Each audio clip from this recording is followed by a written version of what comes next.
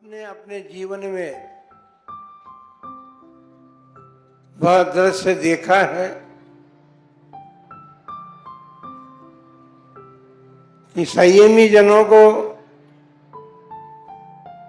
भगवान ऋषभदेव से लेकर अब तक जो धर्म पालन की आज्ञा है, अहिंसा महाव्रत को पालन करने वाले ये साधुजन मयूर पिच्छिका अपने पास रखते हैं, क्योंकि मकड़ी का तंतु तो इससे भी बारीक होता है, लेकिन मकड़ी का तंतु यदि आपकी आंख में लग जाए तो आपकी आंख फोड़ दे। पर ये मयूर पंख यदि आपके आंख, क्योंकि शरीर का सबसे सुकोमल अंग जो है आंख होती है, और उसमें यदि ये लग भी जाए तो आपकी आंख को कुछ भी खतरा नहीं है। ऐसे संयम के उपकरण को आप लोगों ने देखा भी है, जिन्होंने भेंट किया है, जिन्होंने उनकी पिछी पुरानी अपने ग्रहण दी, तो सभी कार्य जो है एक संयमी जीवों को उपकरण भेंट करने का महापुण्य आपने देखा है, अनुमोदना की है। और अनुमोदना के साथ साथ किन लोगों ने अपने मन में भावना की होगी कि ये संयम का उपकरण जीवन में हमें भी कभी प्राप्त हो। संयम के उपकरण के बिना अहिंसा महाव्रत पालन नहीं हो सकता। ये पिच्छिका केवल मयूर पंख की नहीं है, इसके भीतर वह बात छिपी हुई है कि ये संयम का उपकरण है, और संयम का उपकरण जो है वह अत्यंत सुकोमल है।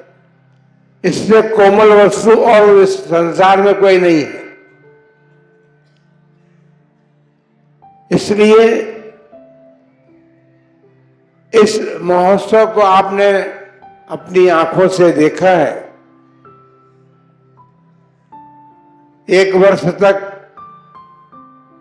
साधुजन अपने पास इस मयूर पिच्छिका को रखते हैं और उसके कोमल पंखों से सूक्ष्म से सूक्ष्मतम जीवों की रक्षा करते हैं। अहिंसा महाव्रत का परिपालन और अन्यत्र कहीं दिखाई नहीं देगा। इस प्रकार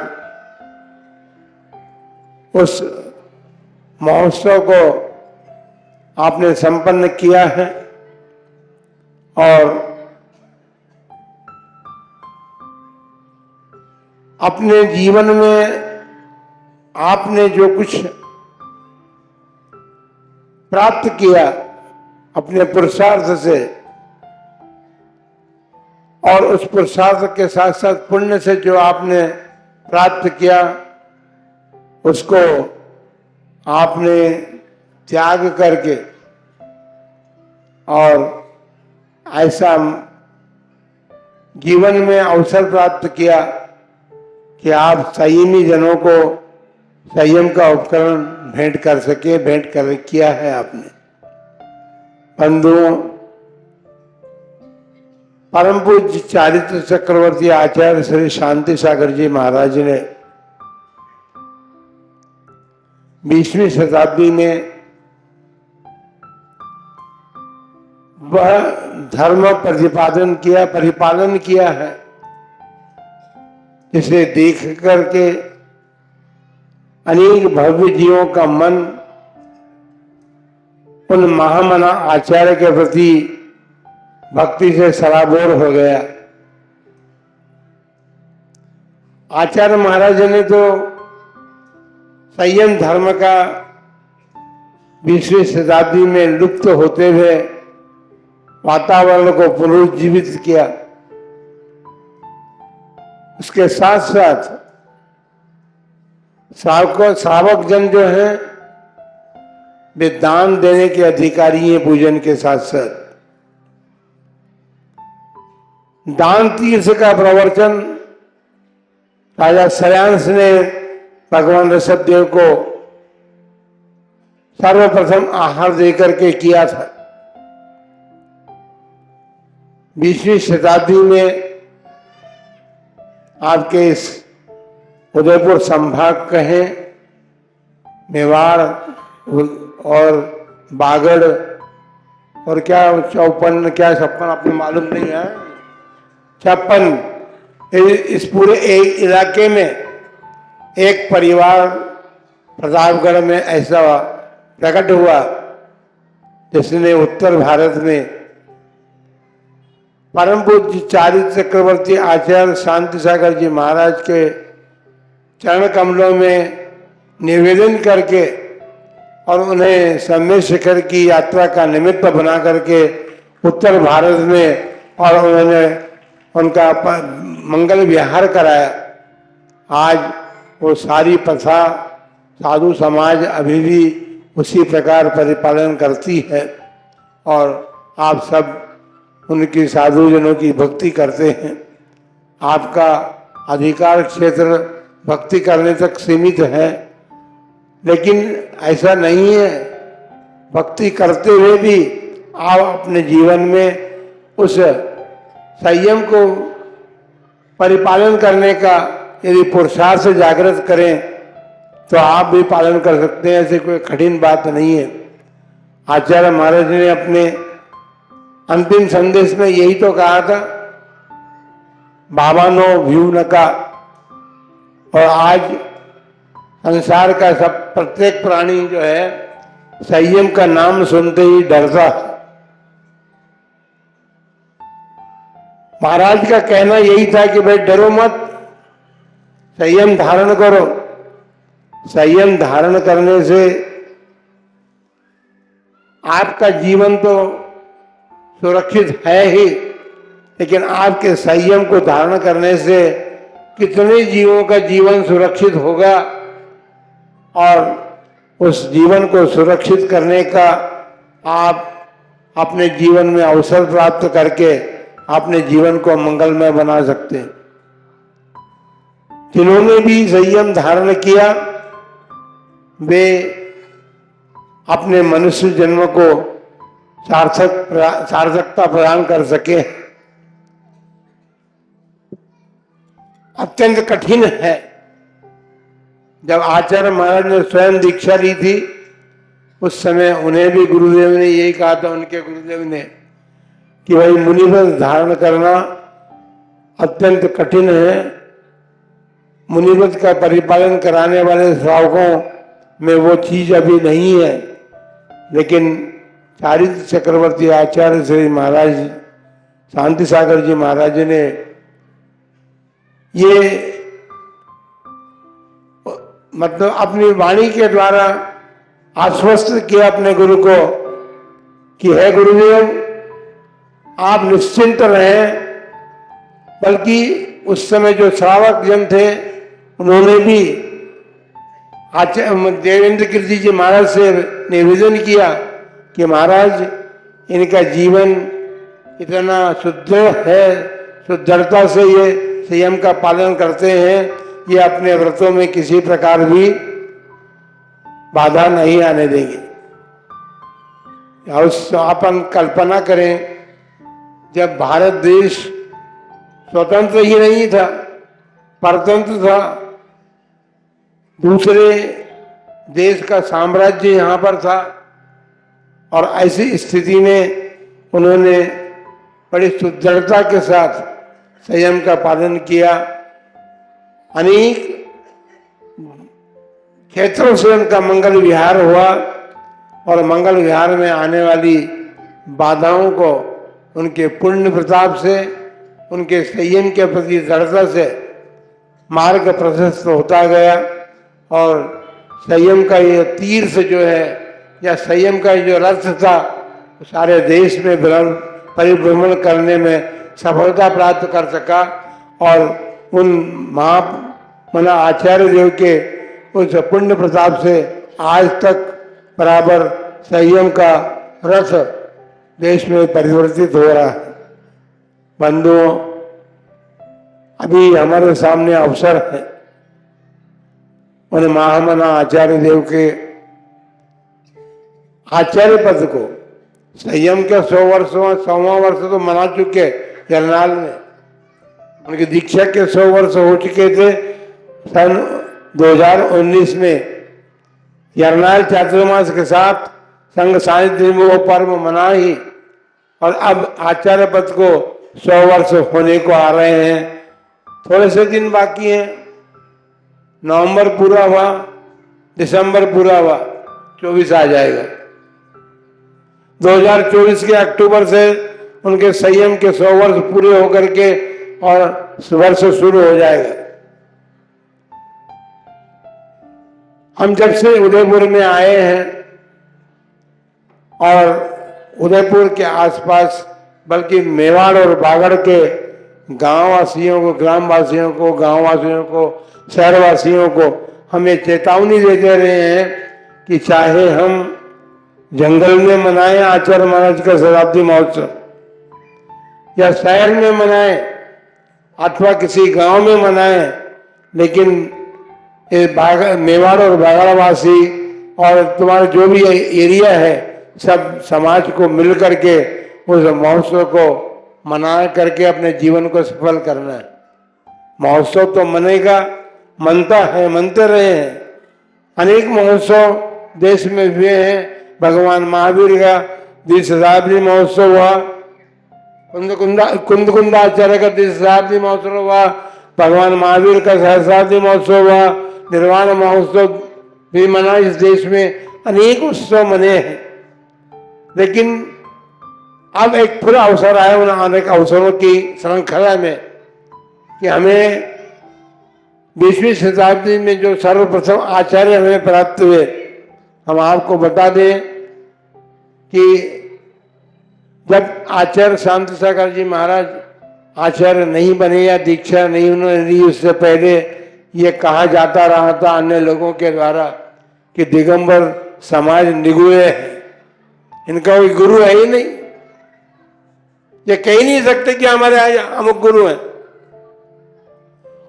उस निगुरे समाज जो कही जाती थी उसको एक गुरु प्राप्त हुए, और ऐसे गुरु प्राप्त हुए जिन्होंने अनेक गुरुओं को जन्म देने का अवसर प्राप्त किया अपने जीवन में। उनसे प्रेरणा प्राप्त करके अनेक जीवों ने अपने गुरुओं से दीक्षा प्राप्त करके और संयम को धारण करके देश में एक वातावरण बनाया संयम का। बंधुओं, उन आचार्य देव के इस शताब्दी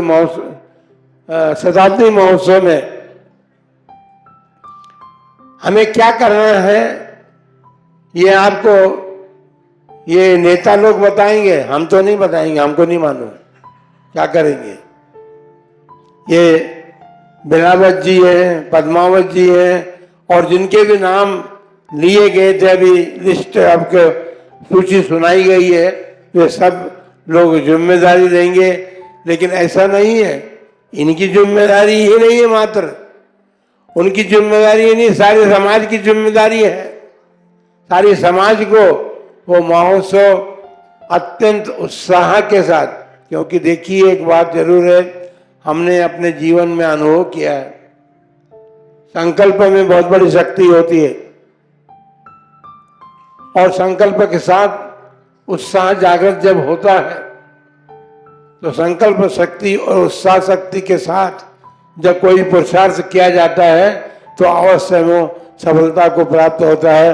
अन्यथा हमने 3 बार राजस्थान से और श्रवण बेलगोल के मंगल विहार करके महोत्सव संपन्न हुए हैं 3, और उसके बाद सम्मेद शिखर की यात्रा भी संघ ने की है। इसलिए संकल्प में बहुत शक्ति होती है, आप संकल्पित हों। ऐसा नहीं है आपका संकल्प सारे देशवासियों को संकल्पित करेगा, सारे देश में आपके संकल्प से वो चारित्र का रथ, गाड़ी वाड़ी की बात नहीं कर रहे, हम चारित्र के रथ की बात कर रहे हैं। और चारित्र का संयम का रथ जो है सारे देश में एक बार फिर से परम पूज्य चारित्र चक्रवर्ती आचार्य श्री शांति सागर जी महाराज को घर घर में वंदना और नमस्कार करने के लिए प्राप्ति करा सकेगा। अर्थात अभी हमने सुना है, कई लोगों से प्रश्न किया गया कि आपके घर में 20वीं शताब्दी के प्रथम आचार्य शांति सागर जी महाराज का चित्र है क्या? एक व्यक्ति को बोला केवल कि महाराज मतलब मेरे घर में एक छोटा सा फोटो है महाराज का। अब बताइए, जब आपके घर में चित्र ही नहीं है, उन शांति सागर जी महाराज को आपने तो देखा ही नहीं, आप सबने देखा भी नहीं, हमने भी नहीं देखा, लेकिन उनके जीवन को जो उनके साथ रहे, जिन्होंने धर्म की प्रभावना की, उनके आशीर्वाद से ऐसे सुमेरु चंद्र दिवाकर ने उनके जीवन चारित्र को लिखा। यदि वो चारित्र चक्रवर्ती ग्रंथ नहीं लिखते तो हम सब अज्ञान रूपी अंधकार में ही रहते। इसलिए वो ग्रंथ हमारे लिए दीपक का काम कर रहा है। दीपक अंधकार को दूर करता है, दीपक का प्रकाश होता है, और दीपक के प्रकाश में व्यक्ति अपने चक्षु इंद्रिय से कार्य लेता है, और वह चक्षु इंद्रिय केवल प्रकाश में ही काम करती है, अंधकार में काम नहीं करती। अंधकार तो देखने का कार्य नहीं करता है। तो आप लोग इस अज्ञान अंधकार को, जिस दीपक से दूर हुआ है, जिस ग्रंथ को पढ़ करके इतनी बड़ी प्रतियोगिता आपने संपन्न कर ली, इतने लोगों ने उसमें भाग ले लिया और अपना पुरुषार्थ पूरा किया। जिन्होंने प्रथम पुरस्कार प्राप्त किया, उस महिला के संबंध में आप सुनिए जरा। उसने दो माता जी के पास 2 घंटे 2-3 घंटे बैठती थी, अपने बच्चों को अलग बिठा देती थी, और उसके बाद रात के 12 बजे तक और अपने घर जा करके उस ग्रंथ का स्वाध्याय करती थी, तब वो सफलता प्राप्त कर सकी। यदि वो ग्रंथ नहीं होता तो हम आचार्य महाराज के जीवन चरित्र को नहीं जान सकते थे। बंधुओं, वो पुरुषार्थ हमें फिर से करना है। चारित्र चक्रवर्ती ग्रंथ तो बहुत विशालता को प्राप्त है, और भी ग्रंथ लिखे गए, छोटे बड़े सभी प्रकार के ग्रंथ लिखे गए। उनके जीवन में जो कुछ घटित हुआ है उसको अनेक विद्वानों ने भी अपने अपने तरीके से उसमें ग्रंथ में ग्रथित करके हम सबके सामने रखने का प्रयत्न किया है। हम तो ये कह रहे हैं कि वो ग्रंथ के माध्यम से हम उनके जीवन को जानेंगे, लेकिन यह महोत्सव जो आया है, इस महोत्सव के माध्यम से हम सब उन महामना आचार्य के जीवन में जो कुछ घटित हुआ, जैसा उन्होंने षटखंड का चक्रवर्ती होता है, उस प्रकार चारित्र के 6 खंडों पर विजय प्राप्त करके और चारित्र चक्रवर्तित्व को सार्थक किया है। उन चारित्र चक्रवर्ती आचार्य महाराज के चरणों में उनके जीवन के प्रति हमको श्रद्धा सुमन विनयांजलि समर्पित करने का अवसर प्राप्त हुआ है। उस विनयांजलि को समर्पित करने के लिए धन की आवश्यकता हमको नहीं है। हमको धन जिनको है उनको है, वो आपसे कहेंगे धन को, लेकिन हम तो ये कहते हैं कि तन मन और आपका जीवन, ये तीनों तन और मन और जीवन का समर्पण यदि आप कर सकेंगे तो सुनिश्चित बात है कि फिर धन की कमी तो नहीं होने वाली है। धन देने वाले बहुत लोग हैं, लेकिन समर्पण आपका चाहिए। देश भर में जब हम उन आचार्य महाराज को पुनः स्थापित करना चाहते हैं, लोग जान सकें, आपकी अगली पीढ़ी बच्चे जो है जान सके, घर में यदि फोटो टंगी है महाराज की तो आप वो पूछे कि महाराज ये किन की फोटो है, आपसे पूछे तो आप फिर बताएंगे कि ये अपने सबसे पहले आचार्य थे। तो इस प्रकार आप सभी लोग 2 बात ध्यान रखना, संकल्प और उत्साह का ध्यान रखेंगे तो ही सार्थकता मिल सकेगी। यदि आपका संकल्प है, आपके भीतर उत्साह है, तो सुनिश्चित बात है कि समर्पण आपके जीवन में प्रकट होगा। और जब तीनों प्रकट हो गए तो समझ लीजिए कि जैसे मोक्ष मार्ग का सम्यक दर्शन, सम्यक ज्ञान, सम्यक चारित्र है ना, वैसे इस महोत्सव को सार्थक करने के लिए, सफल करने के लिए ये तीन बातों का ध्यान आपको जरूर रखना है। और इस बात को रख करके, क्योंकि आप साल भर से, तो जब से हम आए हैं, जब से गीत गा रहे हैं आप लोग, 23 का भी चातुर्मास तो आप करिए, 23 का तो हो गया, अब आप कह रहे 24 का भी कीजिए। भाई 24 का चातुर्मास कैसे करेंगे? हमको आपका समर्पण दिखेगा, आपका तन मन जीवन इस कार्य के लिए समर्पित दिखाई देगा, तो हम कुछ बात करेंगे। कार्य छोटा नहीं है, कार्य बहुत से करने हैं। सुने कितने संकल्प लिए थे सेक्टर नंबर 4 के ऊपर मीटिंग में। राष्ट्रीय कमेटी का निर्माण भी वहां पर हुआ, पर राष्ट्रीय कमेटी के लिए क्या करेगी? सारे देश में जहां जहां क्षेत्र है, उन क्षेत्रों की समाज जागृत होगी तो राष्ट्रीय कमेटी भी सफलता प्राप्त कर सकती है। आप लोग अपने क्षेत्र में, आप चाहे मेवाड़ बागड़ में सारी बात समझ लें, या आपका 56 भी समझ लें, जो कुछ भी है इसमें सब कुछ आ गया, गर्भित हो गया, तो आप सभी लोग जागृत होइए। क्योंकि हम फिर एक बार आप लोगों को कह देते हैं, आप अभी जागे हुए नहीं है, जागृत होने की आवश्यकता है। सोने से काम नहीं चलेगा। आप ये नहीं सोचें कि करने वाले जिनके हैं उनको करेंगे, ऐसा नहीं है। ये बड़ा काम है, बड़े काम में कई प्रकार के लोगों की आवश्यकता है। आप आज जागृत होंगे, चाहे महिला समाज हो चाहे पुरुष समाज हो, जागृत होंगे। आपके अनेक महिला मंडल हैं, अनेक पुरुषों के मंडल बने हुए हैं, अनेक संस्थाएं बनी हुई है। ये सारी संस्थाएं जागृत होंगी तो इस कार्य को अपन सफलता से संपन्न कर सकेंगे। आज आपने संयम के उपकरण का महोत्सव मनाया है, लेकिन इसके मूल में कौन है? मूल में है चारित्र चक्रवर्ती आचार्य श्री शांति सागर जी महाराज। यदि वे नहीं होते तो ये दिन, ये अवसर आपको कभी प्राप्त नहीं हो सकता था। इसलिए आप अपनी भावी पीढ़ी के लिए, आपको प्राप्त तो हो गया, लेकिन भावी पीढ़ी इस बात को समझ सके और इसको समझ करके वो भी इसके प्रति अपना जीवन लगाने का प्रयत्न करें, इस जानकारी प्राप्त करें, अपने ज्ञान को प्राप्त करने का पुरुषार्थ कर सके। ऐसी हमारी मंगल भावनाएं हैं। आप सबके लिए मंगल आशीर्वाद कि आप अपने भीतर जागरूक होकर के, पुरुषार्थ को जागृत करके संकल्प लें, और संकल्प के साथ साथ आप उत्साह भी जागृत करें। क्योंकि बिना उत्साह के, दीपावली जैसा पर्व है, कितने फटाके फोड़े गए हैं विदेश के अंदर, जबकि केंद्र सरकार और आपके स्थानीय लोगों ने मना कर रखा था पटाखे फोड़ने का, लेकिन फिर भी लोगों के उत्साह को कोई नहीं रोक सकता, कोई नहीं रोक सकता। इसी प्रकार का उत्साह आपके भीतर भी जागृत होना चाहिए, और आप भी इसमें अपना जीवन लगा करके देखिए।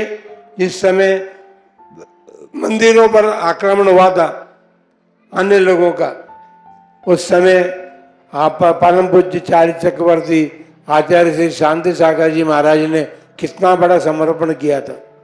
अन्न तो जीवन है, अन्न ही हमारा जीवन है, लेकिन आचार्य महाराज ने जो फल फ्रूट तो खाते ही नहीं थे, वो उनके सेवन का भी उन्होंने किया भी नहीं, लेकिन उन्होंने अन्न का त्याग कर दिया। अब रहने के लिए उनके क्या बचा? दूध और पानी के अलावा कुछ नहीं बचा था उनको लेने के लिए।